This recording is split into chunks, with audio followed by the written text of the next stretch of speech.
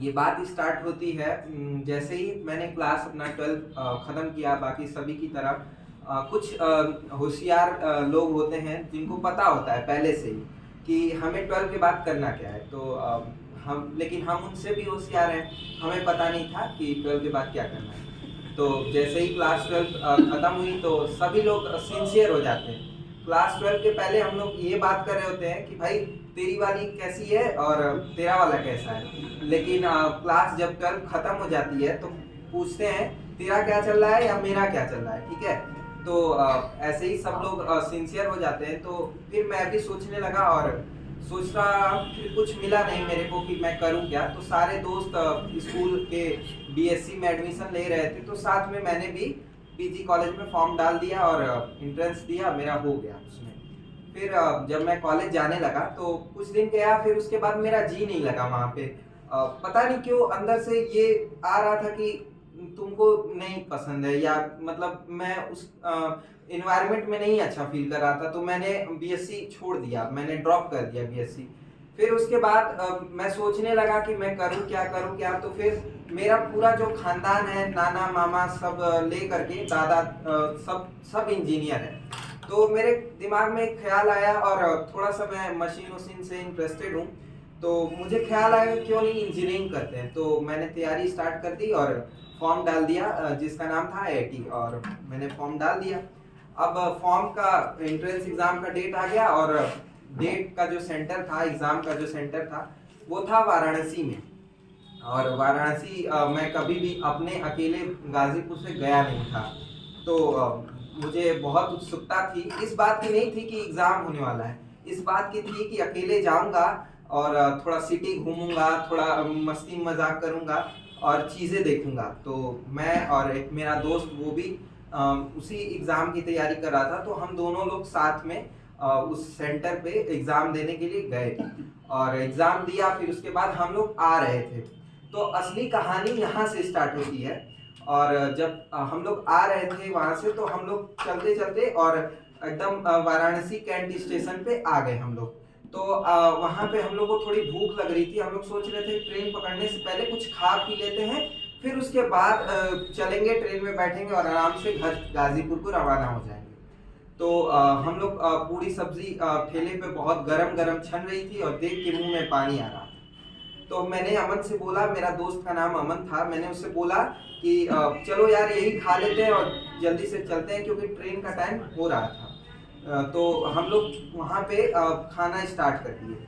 तो जैसे ही हम खा रहे थे, तो जैसे ही दूसरा निवाला मेरे मुंह में गया, तभी मेरी नजर, असल बात, आप कभी भी वाराणसी कैंट स्टेशन चले जाए तो आप देखेंगे कि उसके जस्ट सामने एक फ्लाईओवर है, और उस फ्लाईओवर के नीचे एक पाया था। और उस पाया के सामने ठीक जहाँ ठेला था, वो जहाँ पे हम लोग पूरी सब्जी खा रहे थे। तो मैं जैसे ही दूसरा निवाला खाया, तभी मेरी नजर उस पाए के पास में एक आदमी लेटा हुआ था उसके ऊपर पड़ी। और वो आदमी के शरीर में मानो कि उसके शरीर से सारा मांस और खून किसी ने चूस लिया हो, ऐसे उसका पूरा शरीर एकदम, बदन पूरा उसका खाली हो चुका था। और मैं इतना दयावान नहीं हूँ, पर मुझे पता नहीं क्यों उस दिन ऐसा आया कि चलो यार इसको भी कुछ खरीद के दे देते हैं और इसका भी पेट भर जाएगा, पता नहीं कितने दिनों से खाया होगा नहीं खाया होगा। तो मैंने अमन को बोला तू खा, मैं तुरंत दे करके उसको आता हूँ। तो वो खा रहा था और मैं गया उस इंसान के पास जो पाए के नीचे ठीक वहां पे लेटा हुआ था। मैं गया पूड़ी लेकर के, और सब्जी कटोरे में थी, और ले जाके उसको दिया। और जब मैंने उसको दिया तो उसके शरीर में इतनी जान नहीं थी कि वो अपना हाथ उठाए और ले करके उस चीज को खा पाए। लेकिन मुझे उसकी आंखों में दिख रहा था कि वो खाना चाहता था, पर वो खा नहीं पा रहा था क्योंकि उसके शरीर में जान नहीं थी। तो मैंने क्या किया कि मैं सोचा कि क्यों ना अपने ही हाथों से खिला दिया जाए। तो मैं पूरी तोड़ा और सब्जी लगा करके उसके मुंह में डाला, और वो जीभ, उसकी ताकत इतनी नहीं थी कि वो जीभ भी चला पाए अपनी। वो निगलने की कोशिश कर रहा था लेकिन वो निगल नहीं पा रहा था। फिर मुझे उसकी स्थिति बहुत ज्यादा खराब लग रही थी। क्यों? क्योंकि उसके शरीर में कुछ भी नहीं था। मानो कि उसके उसका एक शर्ट था जिसमें बटन नहीं लगी हुई थी, और वो ऐसे ही खुला पहना हुआ था, और पैंट थी जो पूरी फटी सी थी। तो बहुत स्थिति खराब थी। मुझे लग गया था कि ये कोई भिखारी भारी है, फिर मैंने सोचा कि यार इसको कुछ खिला देते, कैसे कैसे। तो फिर मुझे दिमाग में आइडिया आया कि हम लोग बचपन में सब लोग पार्ले जी को पानी में डुबो कर खाते हैं। तो मैंने सोचा कि यार मुंह नहीं चला पा रहे, कम से कम बिस्किट तो निकल जाएगा। तो मैंने अपने दोस्त, तब तक मेरा दोस्त खा करके वहां पे आ गया था। मैंने बोला कि दोस्त जाओ थोड़ा बिस्किट लेकर आओ, हम इनको क्या करते हैं, कटोरे में जो सब्जी मैंने लेकर आई थी उस कटोरे में सब्जी गिरा दी और उसमें अपने बोतल से पानी निकाला और धीरे धीरे पानी डाल करके मैंने सोचा कि बिस्किट गीला करके उनको खिला देते हैं। तो जब मैंने बिस्किट उसमें डाल करके उनको खिलाना चाहा तो वो कुछ ही नहीं वाला खा पाए, क्योंकि उनके शरीर में एकदम जान नहीं बचा था। तो एक दो बिस्किट खा पाए, और जब तक मैं उनको दूसरा बिस्किट खिला रहा था तब तक मेरी नजर उस जमीन पे पड़ी जहां वो लेटे हुए थे। और वो जहां पे लेटे हुए थे वहां पे सैकड़ों लाल चींटियां थी, और कुछ लाल चींटियां उनके पूरे शरीर पे चढ़ी हुई थी, और वो उनके पास इतनी ताकत नहीं थी कि वो उसको हटा पाए अपने शरीरों से, और उनको काटे जा रही थी वो लाल चींटियां। मेरा दिल देख करके शॉक हो गया, और मैंने सोचा कि यार इनको कैसे भी यहाँ से हटाते हैं। तो मैं और मेरा दोस्त उस चीज को उठा करके उनको और एक पाए से दूसरे पाए के पास ले गया और अपने पॉकेट से रुमाल निकाला और पूरा शरीर झाड़ने लगा उनका, जितनी भी लाल चींटियां थी। कुछ मेरे शरीर पे हाथों पे चढ़ रही थी और काट रही थी। उससे मैं समझ सकता था कि जब एक चींटी मेरे को काट रही है तो मुझे इतना दर्द हो रहा है, तो उस इंसान को कितना दर्द हो रहा है। फिर मैंने उस चींटियों को सारे शरीर से उतारा, और मैंने सोचा, जब मैं उनको उतार रहा था उस चींटियों को, तो मेरा रुमाल से उनका शरीर टच हो रहा था, हाथ टच हो रहा था। तो जिंदगी में मैंने कभी ऐसा इतना बुखार किसी इंसान को नहीं देखा था। अप्रोक्सीमेट उनको बुखार 103 से 104 डिग्री के बीच रहा होगा, और वो इंसान की स्थिति बहुत खराब थी। फिर मैंने ये सोचा कि यार ये तो मरने वाला है इंसान, इसका कुछ क्या कुछ कर सकते हैं, कुछ नहीं कर सकते। तब तक वहां पे लोग इकट्ठा हो गए थे सारे, और वो लोग देख रहे थे कि हम कर क्या रहे हैं। कुछ उसमें से आवाजें आ रही थी, ये क्या कर रहे हैं सब बच्चे, ये सब इनको छोड़ देना चाहिए, चले जाना चाहिए। तो मैंने अपने दोस्त को, मैं उन बातों पर ध्यान नहीं दे रहा था, मैं अपने दोस्त को बोला कि तुम जाओ और दुकान से बुखार की दवा ले आओ, हम इनको दवा खिलाते हैं। वो मेरा दोस्त गया और वह मेडिसिन की दुकान पे और दवा ले आया। तब तक मैं इतनी देर तक उन लोगों की बातें मेरी कानों में जा रही थी, और वो ये सब कह रहे थे कि अरे यार ये भिखारी है, मर जाएगा, क्यों इसकी चिंता करती हो। तब तक एक आदमी उसमें से, क्राउड में से निकला, और वो मेरा हाथ पकड़ के कहा कि तुम छोड़ो इसको, तुम क्यों इसके पीछे पड़े हो। मुझे इतना तेज गुस्सा आया कि एक तो इंसान इसकी कोई मदद नहीं कर रहा है, ये कितने दिनों से भूखा है, और ऊपर से लोग, जब मैं मदद करना चाह रहा हूं तो मुझे पीछे खींच रहे हैं। मैंने उनका हाथ तेज से किया, और जिंदगी में मैंने कभी इसी तरह किसी के साथ भी बदसलूकी नहीं की थी। मुझे गुस्सा आया, मैंने बोला कि आपसे क्या मतलब है मैं कुछ भी करूं। मैंने उनको डांटा, और उसके बाद वो चले गए। मुंह में कुछ गुदगुदा रहे थे, मुझे नहीं पता। वो चले गए, और मेरा दोस्त तब तक मेडिसिन लेकर आ गया था। मैंने उस मेडिसिन को जैसे ही उनके मुंह में डालने जा रहा था, मुझे ख्याल आया कि मेरी मम्मी जब कहती है कि जब भी दवा खाओ उससे पहले कुछ खाना खा लिया जाता है। तो वो इंसान तो कई दिनों से नहीं कुछ खाया था, तो अगर मैं उसको देता मेडिसिन तो शायद उसको रिएक्शन करके और उसकी जान चली जाती। तो फिर सारे दोस्त, मेरे जो दोस्त थे, वो दोस्त था, वो कहने लगा कि अरे यार छोड़ो, चलते हैं, शाम हो गई, वैसे भी ट्रेन छूट गई है अब तुम्हारे खिलाने के चक्कर में, और पता चलेगा कि घर वालों से फोन आने लगेगा, बस का भी नहीं मिलेगा, क्या करेंगे। हम कहे कि यार देखो मैं नहीं छोड़ के जा सकता, मुझे पता नहीं क्या, मुझे कौन सी ऐसी चीज थी जो मुझे रोके रख रही थी। तो मैंने उससे कहा कि देखो ऐसा है कि कुछ करते हैं यार। तो मैंने कॉल किया एम्बुलेंस को, मैंने सोचा इनको हॉस्पिटल में भर्ती कर दें। तो मैंने कॉल किया एम्बुलेंस को, 108 नंबर पे कॉल किया, और जब मैं कॉल किया तो उन्होंने, उधर से कोई मैडम थी, वो फोन उठाई और पूछी कि जी मैं आपकी क्या सेवा कर सकती हूँ। मैंने कहा कि मैम यहाँ पे वाराणसी कैंट स्टेशन के सामने एक आदमी पड़ा हुआ है जो कई दिनों से भूखे है और उसको 104 डिग्री का बुखार है, कृपया एम्बुलेंस भेजें। तो उन्होंने फोन कह करके ठीक है मैं हम तुरंत भेजती हूँ, वो फोन काट दिया। और उसके बाद आधे घंटे तक हम लोग इंतजार करते रहे, कोई एम्बुलेंस नहीं आया। फिर मैंने दोबारा कॉल किया तो वो मैम जो थी वो एम्बुलेंस वाले को कॉन्फ्रेंस पे कर दी। तो वो एम्बुलेंस वाला पूछ रहा है कि आप किसको ले जाना चाह रहे हैं। मैंने कहा कि वो लावारिस है, कोई हमको नहीं पता है, वो भिखारी जैसे लग रहे हैं। तो उन्होंने तुरंत फोन काट दिया, ये सुनकर कि हम भिखारी को ले जाना चाह रहे हैं। मतलब वो एम्बुलेंस वाला भी उनको नेग्लेक्ट कर रहा था, उनको ये चाह रहा था कि कौन क्यों ले जाए हम उसको। तो फिर उसके बाद मैंने फिर दोबारा कॉल किया और मैंने कहा कि अगर आप एम्बुलेंस लेकर नहीं आते हो तो मैं आपके खिलाफ एफआईआर भी करूंगा। तो फिर उसके बाद उन्होंने, और मुझे इतना गुस्सा आ रहा था कि वो इतना लेट कर रहे थे वो लोग, और उसकी बुखार उतना ही तेज था और वो तड़प रहा था इंसान। फिर मैंने दोबारा कॉल किया उनको और बोला कि तो उन्होंने कहा कि ठीक है हम आ रहे हैं कुछ देर में। तो वो आए और जैसे ही वो आए तो वो जब इंसान को देखे तो वो कह रहे कि अरे यार ये मर जाएगा, तुम लोग क्यों इसको लेके जाना चाह रहे हो। मैंने कहा आप अपना काम करिए, हम अपना काम करते हैं। मैंने बोला कि स्ट्रेचर उतारिए, मैंने स्ट्रेचर उतारी, हम और हमारा दोस्त उसको उठा करके उस स्ट्रेचर पे रखे और एम्बुलेंस बंद की और हम लोग एम्बुलेंस में बैठ करके जाने लगे।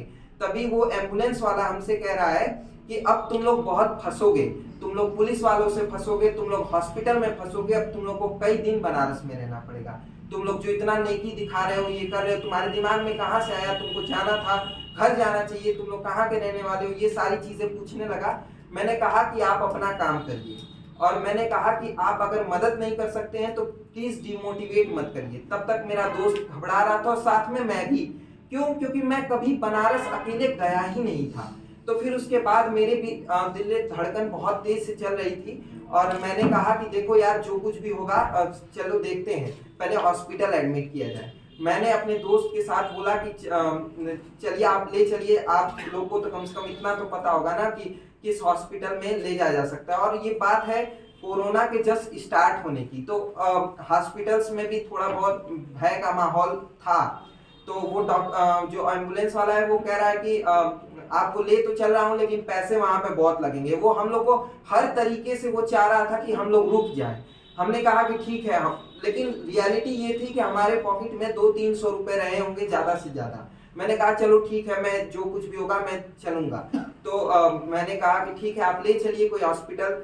मैंने कहा उनसे कि आप कम से कम थोड़ी तो मदद करिए, क्योंकि आप बनारस में रहते हो, हम लोग गाजीपुर के रहने वाले हैं, कम से कम कोई हॉस्पिटल तो ले चलिए जहाँ पे हम लोग जा करके और उनका इलाज करवा पाए। तो वो बोले कि ठीक है मैं ले चल रहा हूँ। तो वाराणसी में कोई कबीर चौरा नाम का कोई जगह है, वहाँ पे एक सरकारी हॉस्पिटल है।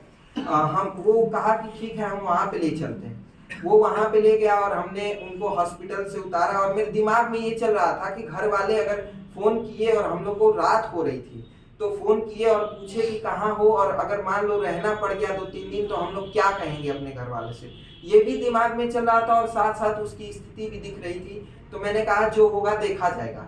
मैंने उस इंसान को उतारा एम्बुलेंस से और उसके बाद हॉस्पिटल ले जाने लगे।